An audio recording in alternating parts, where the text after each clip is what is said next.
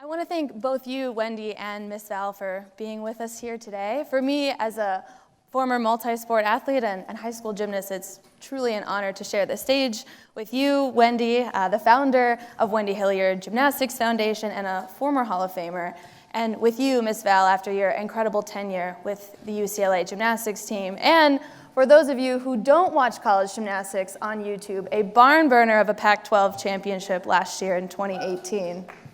Congratulations. Now, the topic we're calling on both of you to discuss today is anything but light, and it concerns questions around how to truly reform USA Gymnastics in the wake of the Larry Nassar sexual abuse scandal. But both of you have found unique and innovative ways to reemphasize joy in a sport that has been under a dark cloud. So, Ms. Val, I'd like to start with you. The Nassar scandal seems to reveal cracks in the USA Gymnastics system, namely that programs are organized around identifying and producing Olympic champions, often at the cost of the health and safety of the athletes. So I'm curious, from your perspective, how has the USA Gymnastics system impacted the health of the athletes you've coached? I would say the previous USA Gymnastics system, because hopefully we are changing, and I think that, Wendy, we're seeing good change within the system. But I have had quite a few of the victims were our alumni at UCLA, and there's 2 of them that are currently still on the team. And so it hit very close to home. And I just remember being in DC and speaking with Senator Feinstein and some people from House of Representatives, and they said, how do we change the culture of gymnastics? And I said, it's not just gymnastics. It's prevalent in every area in life, but we're talking about sport right now. And it was just so clear to me at that moment, it was so simple, that when we put medals and winning over human beings is when we open up our culture of our organization to a disease that spreads like a cancer, and that's how you get over 400 young women sexually abused by their team physician. And it was just so obvious to me in that moment that we have a massive responsibility in this country to reestablish the definition of success and winning for our children. And it starts with us coaches, and it starts with parents, it starts with anybody that oversees the development of a young child. And that's on us. You know, when we talk about, there's more reports of depression, stress, anxiety, and sadly suicide within our youth, that's on us. It's not on them. It's on us to change this culture. And as Tom keeps talking about, by changing the structure. Mm-hmm. Absolutely. And Wendy, you have formerly served as the chair of the Athletes Council for USA Gymnastics, and I'm wondering if you could speak to the importance of athlete voice, not only in the elite pipeline, but also in the importance of youth voice in some of the youth programming that you run. Well, it's very important. So I really consider myself, besides being an elite athlete, an advocate. And that came because in rhythmic gymnastics, they have a group routine. And 1 year before the World Championships, they were choosing the team. I'd already been to World Championships. And the coach said, Wendy, we can't choose you because you stand out too much. I was like, are you telling me in 1983 I can't do this because I'm black? And my parents, from Detroit, by the way, they had me write USA Gymnastics, and they had to change it. So when I saw that possibility that I could speak out and really make change, it made me an advocate. So I was able to lead the Athletes Council, and at the time we had about 7 people on the committee, and it was very helpful. So I had that, and then I was also president of the Women's Sports Foundation. So my mentors are like Billie Jean King and Donna DeVerona and Willie White. So I had some pretty formidable women to work from. And so having the voice, it taught me that you have to give access to sport, that you have to speak up. I was a captain of the team, but it came because I think people have to become advocates for themselves. Parents have to become advocates for their children, but in that sense, not just for your child. If you're an advocate, you have to do it for the whole. And that's kind of what we're doing here. You can't do it for one person or kind of like this. Sometimes you have to make really hard choices. But what's important now is that in gymnastics, the athlete voice is valued. It's one thing to give someone a microphone, but if you don't value what they say, and you have to, especially for girls' artistic gymnastics, give them a longer time. Usually when you're on the Athletes Council, you have about 10 years before you can do that one. Well, if you retire when you're 16, it's just too early. You have to give them a lot more time. So even though the athlete voice is there, right now there are only 3 athletes on the committee, which is not enough in my I would say. But it is important, and you have to start young. You have to maybe have a captain of the team, be able to have a voice when you're younger. It's things like that. To grow like you want to grow sports, to be fearless in your voice and to speak out takes practice as well. And so you have to start developing that in your young people. Absolutely. And Ms. Val, when you were talking about redefining success, you both, of course, have a very strong view of what that kind of leadership looks like. Talk to me about how you tried to create an environment that would foster that kind of redefining of success and really bringing that joy back into gymnastics. Well, I come from the dance world, so I was a ballet dancer. I've never done gymnastics. I've never gone upside down. I attempted a cartwheel 2 years ago, and I didn't get over. Pathetic. But so when I was asked to be the head coach of UCLA Gymnastics, I had no idea what I was doing. I did not grow up with this win. We had a win. I didn't grow up learning how to develop a team culture. And so I definitely had to figure it out. And a catchphrase these days is to figure out your why.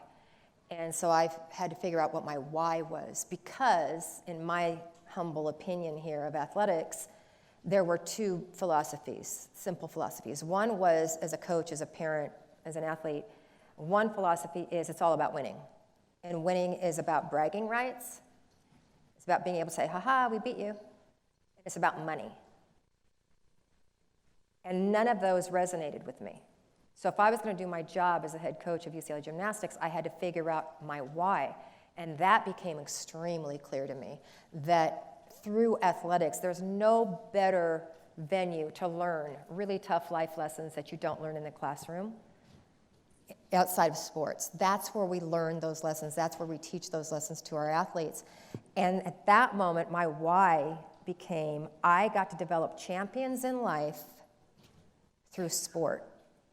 And if I did my job well enough, developing the whole person into a champion, it would translate to the competition floor. So I don't remember the question, but that became my why. But one thing that Wendy said, and she said you have to be an advocate for yourself, and you have to be an advocate. I was walking through the airport yesterday, and there was this very statuesque young man, black man, who was well over 6 feet tall, and his T-shirt said, "I am more than an athlete." And I just ran up to him and gave him this big hug, like crazy lady, in the airport, and then tried to explain myself, which was even worse. It made the whole situation worse. But I was like, yes, that advocacy for yourself. And then one more thing I want to say, and how I really did help develop the person who is the athlete. The number one thing that I feel we all need to learn in life is how to listen better. And to really, as Wendy said, to give our youth, no matter how small they are, and maybe their words don't really say what they mean, but to really listen to them. And then to be able to say, is this what you're saying?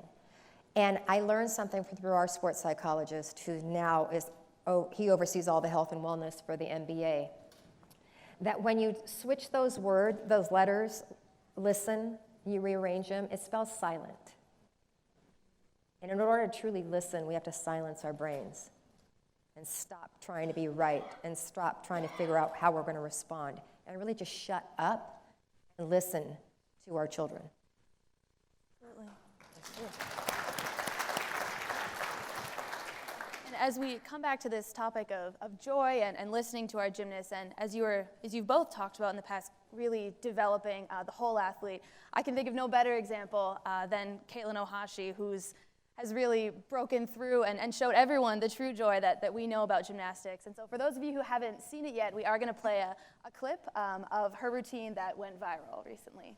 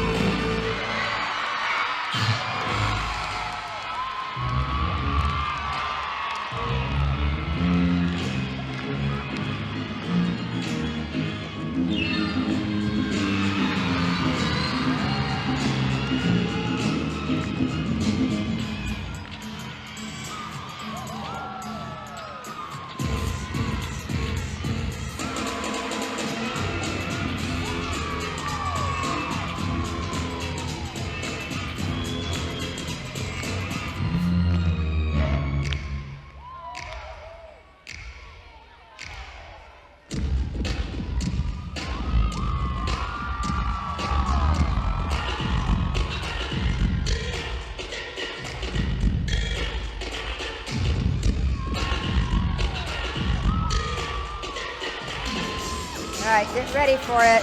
Here it comes. Ow!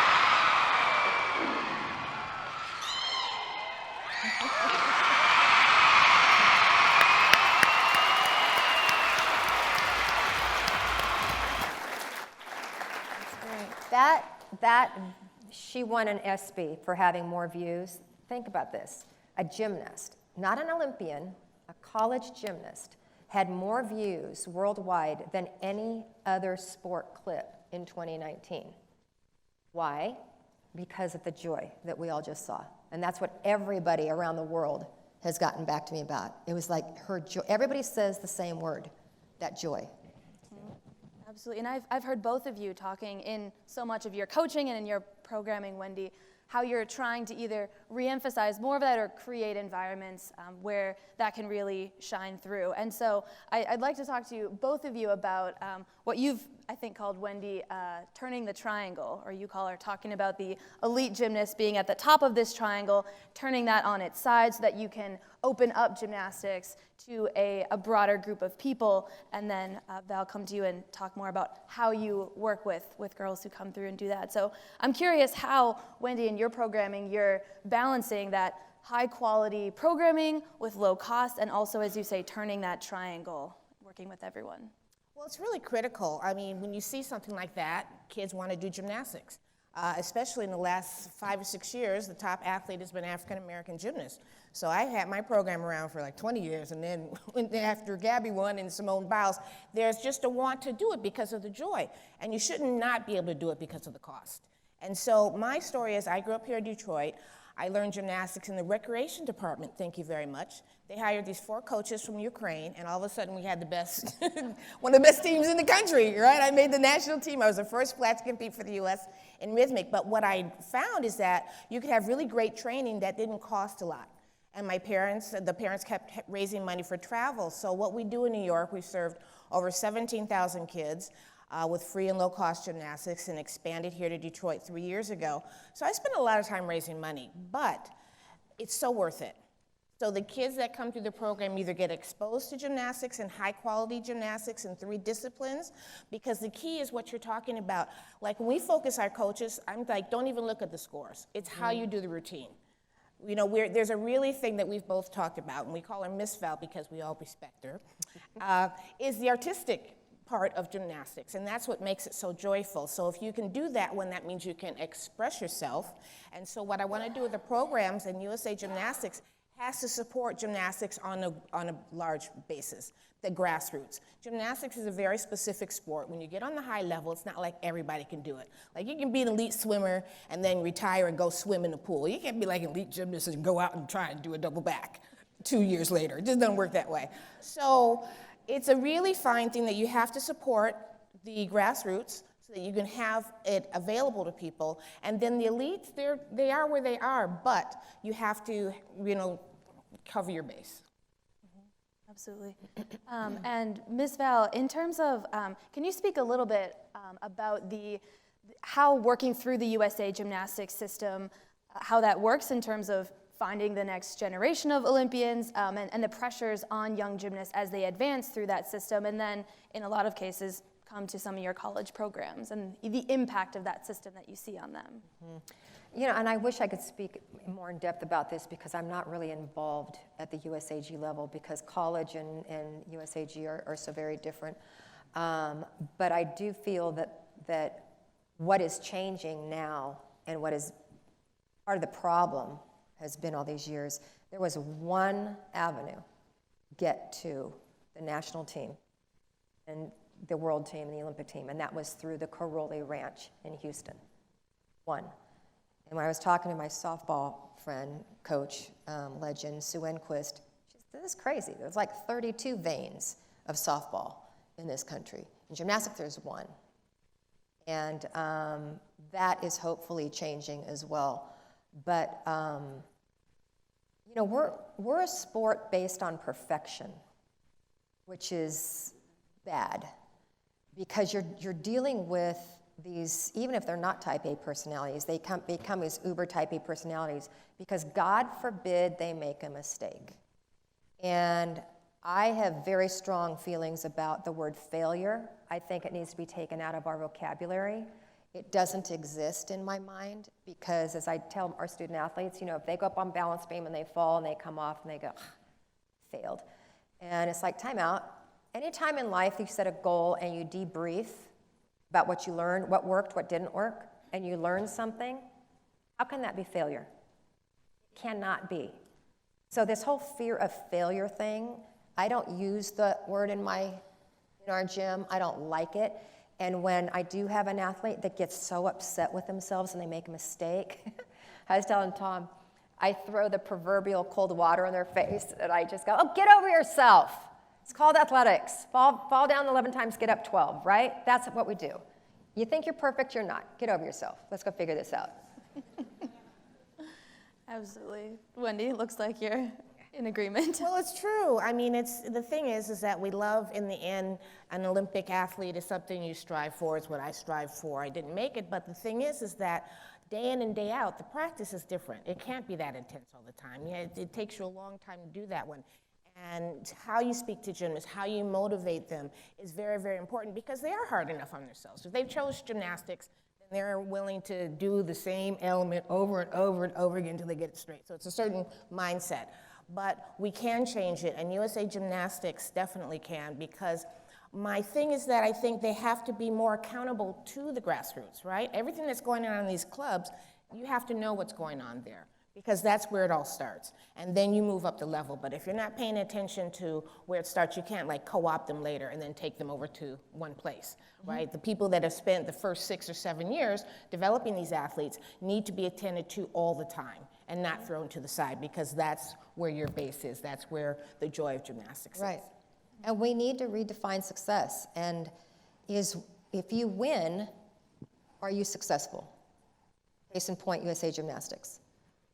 How many medals have we won? Were we successful? Anybody that calls that success with that many young women being sexually abused, they need some help. So we need to redefine winning. We need to redefine success. Can you feel success without winning? We need to redefine all of that for our children. And they need to be like Tom Schreiber was saying this morning about the Special Olympian that crosses the line and she may be 5th and she throws her arms up. And she's like, pride in a job well done. Yes, she absolutely deserves to feel successful. That key component is being missed. And I think, you know, when I do the flow chart in my mind, sadly, it comes down to medals and money. And so going back to the grassroots, if we would reward clubs for the amount of kids that they have in their clubs and keep in their clubs versus where they finish on the podium, that would start to change the structure. Absolutely.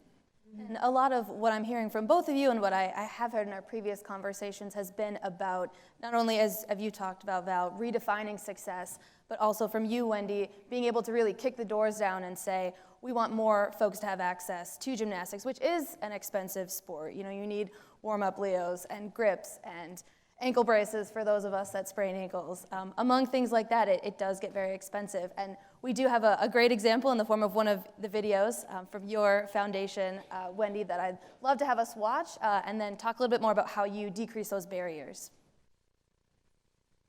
The kids are really happy here. The coaches like to be here. The parents are really grateful to have something for their kids. It's a really quality program. And you know what it is? It's about pushing them to be excellent. Gymnastics. You have to go out there by yourself, all these judges judging you, right? And you just have to have the confidence. That's what my kids have when they leave here. They have confidence. When I do a skill, I feel like I can't do it, but they push me to like do my skill, and I'm really grateful for that. What gymnastics has taught me is to not be afraid of anything and just to go to do anything that you want in life. So we're gonna do the team cheer that we do every time after practice. 1, 2, 3.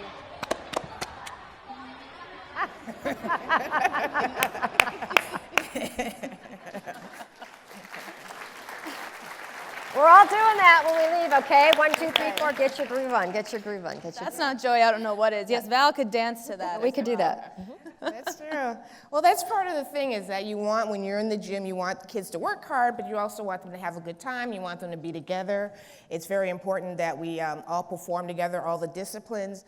But it's that joy that, you know, you want kids to have access to, which is a big thing. And the cost shouldn't be in the way because it's more important for us as a society to have everyone be able to experience whatever their joy is.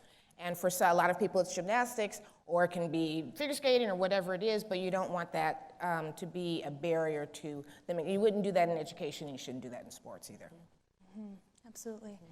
So in terms of how we might create this system and this future of youth gymnastics that you both are talking about, does the mission of USA Gymnastics need to change to open up more and focus more on the grassroots? Wendy, I've heard you talk a lot about this, and as we've discussed before, is that the mission of what they should be trying to do?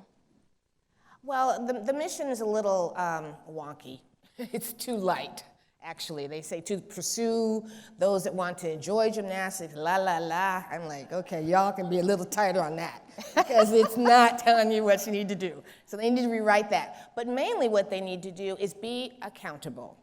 Let's be clear on all levels of what you do in gymnastics. So I'm, former gymnast, we didn't flip anymore, but I take yoga. So my yoga teacher, a couple days ago, she says, in order to have change, you have to have chaos, right? It's a famous quote, and it caught me. I was doing my downward dog. I was like, use that. But the thing is that we've had this chaos in USA Gymnastics, and it's forced everybody to rethink of what you do. And I think what we're both saying is that you just can't pay attention to those 5 and 4 gymnasts, unfortunately, for the upcoming Olympics. You can't just pay attention to them. You have to pay attention to the whole sport. You have to make sure that it's healthy from all levels, and you've got to make sure that what they're doing in all those old gym clubs, you know what they're doing, and you're making sure that they're doing the right thing. Mm-hmm. And creating champions for life, which I love that phrase that you use, Val, because a lot of what we're talking about, especially in Project Play as well, this focus around social emotional learning and saying, once again, I retired from gymnastics when I was 18, not because I wanted to, but my body was done. And you can't continue, and so, right, how do you take those skills? But everything that you learned, okay, not having reached that elite level or all that and retiring at 18 because your body said you're done, you're still learning. If you had a good coach and you had a good environment, you still learn the exact same life lessons that a Simone Biles has learned. You still are a champion going out in life and making a positive difference, leaving a positive footprint as Simone Biles. Just because she's got more medals than you do doesn't mean that she is a bigger champion in life than you are. And that, as parents and as coaches, is the number one question we have to ask, is why do we have our children in sport? Why am I coaching? Is it all about winning? Because if it is, then it's all about my ego, and let's just be clear about it. Parents, like we're dealing with this whole admissions crisis now in college, is it about the fact your daughter or son want to go to that school, or is it about your ego, that you want to tell your friends that your child got into that school? Mm-hmm. All right, I just went all Miss Val on you. Mm-hmm.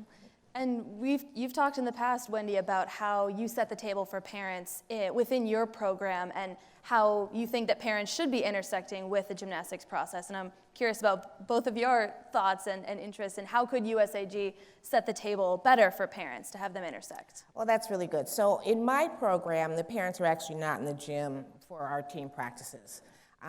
Because they're not paying my bill, so if you don't like what I'm doing, bye-bye. Anyway, see ya.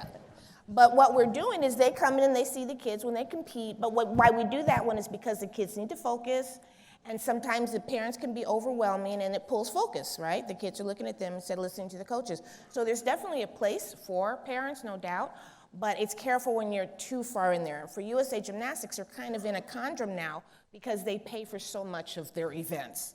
I mean, it's really costly. If you go to nationals and you're flying, you're paying the hotel for the family, and then you're paying an entry fee to get in. I mean, it's totally adding up. So they have to put it in the right place, that parents should look at gymnastics also as a fundamental sport.